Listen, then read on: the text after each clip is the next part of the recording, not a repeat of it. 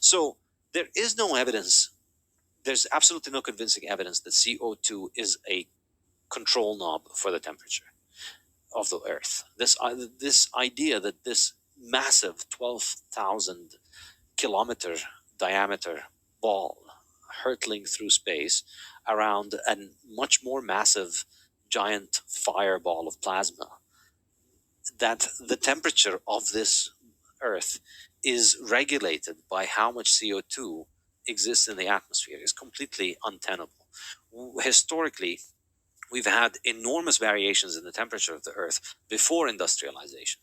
We know for sure, for a fact, that trees used to grow above the current tree line and near the North Pole. So there's a limit near the Arctic where beyond that you don't have any trees that grow. Then land is dead. But if you dig inside, if you dig deep, you'll find tree fossils. So trees used to grow there. So there was a time in which what is now freezing used to be warm enough to allow trees to grow, but that has changed. We know historically the climate has definitely changed. We can argue about the data sets and how accurate people's past reconstructions of temperatures are, but we know that the climate of the Earth has changed significantly over time without humans having any kind of contribution. And there are many, many more obvious things that can affect the temperature than carbon dioxide. So the Earth's precession, just the degree to which the Earth is tilting in its orbit around the Earth, around the Sun, can affect how much of the Earth's water versus land gets sunshine. All of the stuff that's between us and the Sun, all of the clouds and all of the things that can intervene between us and the Sun, they can affect the quantity of sunlight falling on Earth, and that's going to have a much more enormous impact than anything we can do. So it's there's an enormous number of things that can affect the climate of the Earth, and the idea that this tiny little essential trace gas, which is essential to all living things and which exists in the atmosphere, this is something they don't like to talk about much, is they like to talk about how the level of carbon dioxide is rising, but we're currently at 420 parts per million. So out of every 1 million particles of the atmosphere, 420 are carbon dioxide. Carbon dioxide is a trace gas. So to think that this entire giant ball that is the Earth is having its temperature regulated by these tiny little particles of CO2, I think is just completely nonsensical. I can't dismiss the idea that it can have an effect on temperature. Perhaps it does.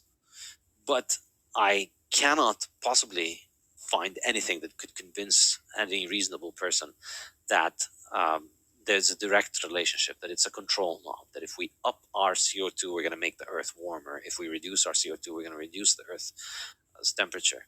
So that's really the main argument. The main argument is just there's no evidence, but there's a further aspect of it, which is an argument that very few people are making, and I think I may be the first one to make it in my book, which is a result,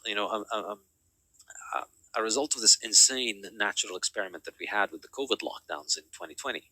In March 2020, when the world was taken over by another insane hysterical cult with a lot of overlap, obviously, in terms of the members, which decided that to defeat respiratory illnesses, we need to destroy the global economy and shut everybody down in their house and prevent them from going out and seeing the sun, which is what is most essential for people to fight their respiratory illness. We had an enormous global shutdown of aviation and of cars. Everybody's car was sitting in their garage. The vast majority of airplanes weren't flying, and a lot of industrial stuff was put on hold. A lot of jobs were suspended, so a lot of heavy energy consumption was forestalled. The astonishing thing, and I mentioned this in my book, The Fiat Standard, is if you look at the trend for carbon dioxide emissions and for atmospheric concentration, you don't notice any kind of dent in the trend that we've had over the past centuries. It's just that there's always this seasonal oscillation, but overall is just climbing in a very regular manner.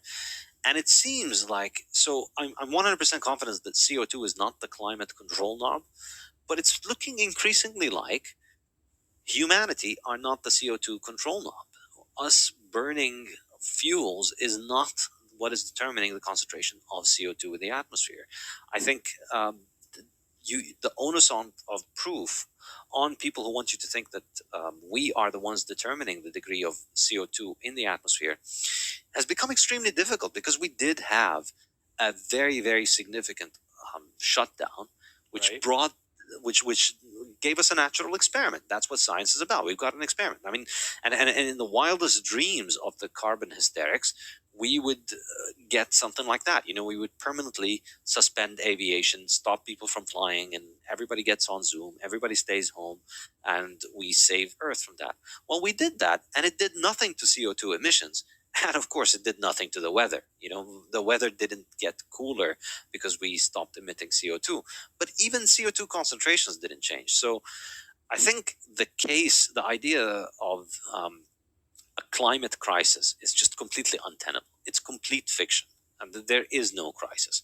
The actual crisis is the fact that billions of people are being denied their access to cheap, plentiful, reliable, essential energy sources that can make their lives enormously better.